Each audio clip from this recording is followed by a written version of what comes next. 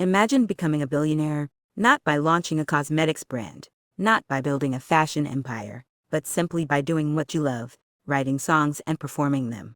That's exactly what Taylor Swift did. Today, her net worth is estimated at around $1.6 billion. But what makes her story unique isn't just the number, it's how she built it. Because unlike many celebrity billionaires, most of Taylor Swift's fortune comes directly from music itself. So how did a teenage songwriter from Nashville turn her career into a billion-dollar empire? Let's break it down. From teenage singer to global, Taylor Swift started her career as a teenage country singer in Nashville. She wrote songs about high school, relationships, and growing up, and quickly built a loyal fan base. But what made her different from many artists was something most people didn't notice at the time. She was deeply involved in writing her own music.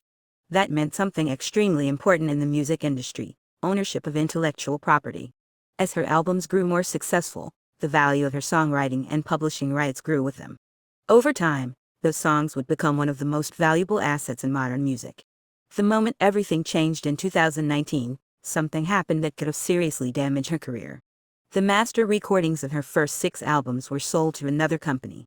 In simple terms, the original recordings of some of the most successful pop songs in the world were no longer owned by her. But instead of accepting the situation, Taylor Swift made an unusual decision. She decided to re-record her old albums. These new releases became known as Taylor's version, and the strategy worked. Fans supported the new versions massively, streaming and buying them in huge numbers. The result? She regained control over her music, and dramatically increased the value of her catalog. What could have been a career setback turned into one of the smartest business moves in the music industry. The Eras Tour, the biggest tour in music, but the real explosion in her wealth came from something else: the Eras Tour. The tour quickly became the highest-grossing concert tour in history, generating billions of dollars in ticket sales. But the impact went far beyond music. When Taylor Swift arrived in a city, something unusual happened. Hotels filled up. Flights sold out. Restaurants became crowded. Economists even started using a term called the Swift effect. It describes the economic impact her concerts have on local economies. For Taylor Swift personally, the tour generated enormous profits.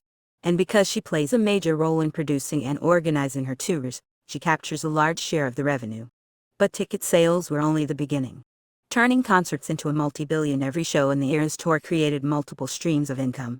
For example, official merchandise, streaming spikes for older songs, album sales, a concert film released in theaters worldwide. That concert film became the highest-grossing concert movie ever released. So instead of a simple concert tour, Swift created a complete entertainment ecosystem. Each performance didn't just generate ticket revenue, it boosted her entire business. The power of her music catalog. Another major part of her wealth comes from something less visible: her music catalog. Songs continue to generate money long after they're released. Every time someone streams a song, watches a movie that uses it, or buys an album, revenue flows back to the rights holders. For major artists, a successful catalog can be worth hundreds of millions of dollars. And in Taylor Swift's case, her catalog is one of the most valuable in the world. Investing outside music. Like many wealthy entertainers, Taylor Swift also invested in real estate. She owns multiple properties across the United States, including homes in New York, California, Tennessee, Rhode Island. The total value of her real estate portfolio is estimated to exceed $100 million. Real estate helps convert fast income from entertainment into long-term financial stability. What entrepreneurs can learn? Taylor Swift's story isn't just about music. It's also a powerful lesson in business. Here are a few key takeaways. First, ownership matters. Owning your work can be far more valuable than simply getting paid for it. Second, turn problems into opportunities. The master recordings dispute led to the incredibly successful Taylor's version strategy. Third, build a powerful brand. Her name alone can sell out stadiums around the world. And finally, think long-term. Songs, catalogs, and intellectual property can generate revenue for decades. Today, Taylor Swift is more than a pop star. She's a global brand, a business strategist, and one of the most financially successful musicians in history. And her story shows something important. In the modern economy, creativity plus ownership can become a billion-dollar formula.